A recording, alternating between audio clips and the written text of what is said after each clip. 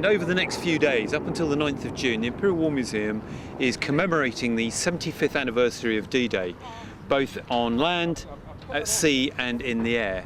And here at Duxford, we're doing the air component, which is based around the event of the Daks over Normandy, which is a group of 30 Dakotas who've been gathered together to commemorate the airborne landings over Normandy on the evening of the 5th of June, just prior to the seaborne invasion.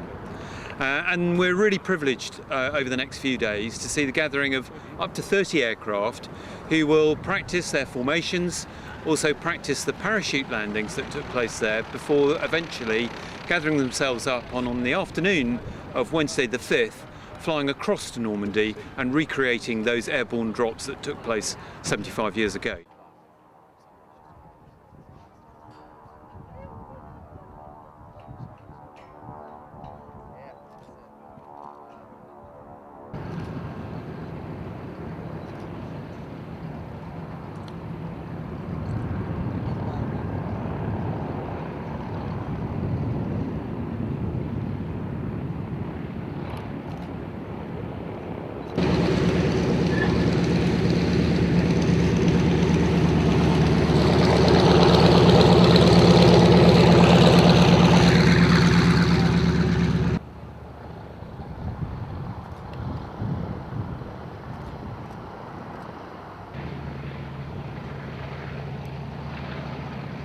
I'm ex-para, I'm ex-military. I've had a heart for aviation ever since I was a very young bloke. I've been parachuting since I was 17. I'm in the business of organising stuff. I've been involved with military parachuting since age 19. I've been involved with military parachuting with regards to doing commemorations in Normandy since 2002. If you add those components up, it all results in what we're doing at this moment.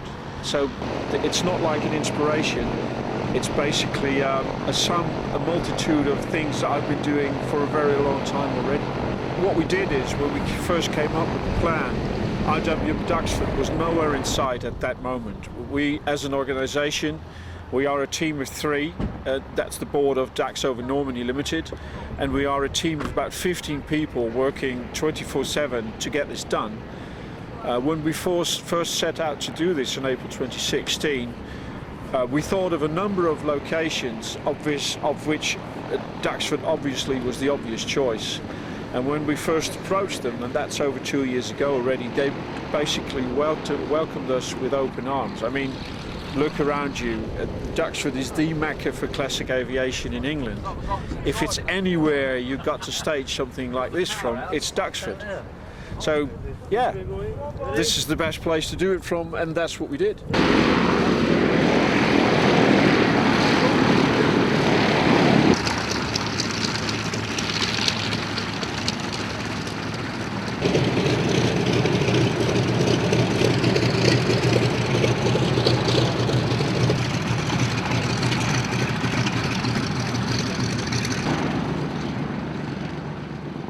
This is the first, and it will be the very last time this has happened since the end of the Berlin airlift in 1949, that many of this type of aircraft have been assembled in Europe.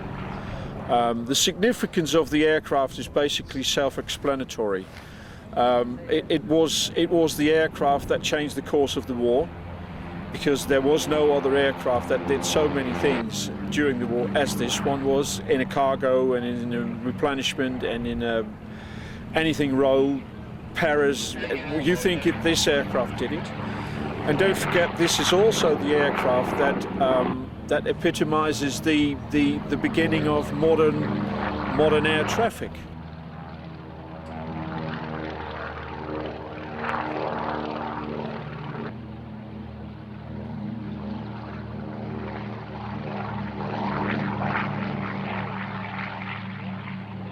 It is with the DC-3 right before the war that modern air traffic had started.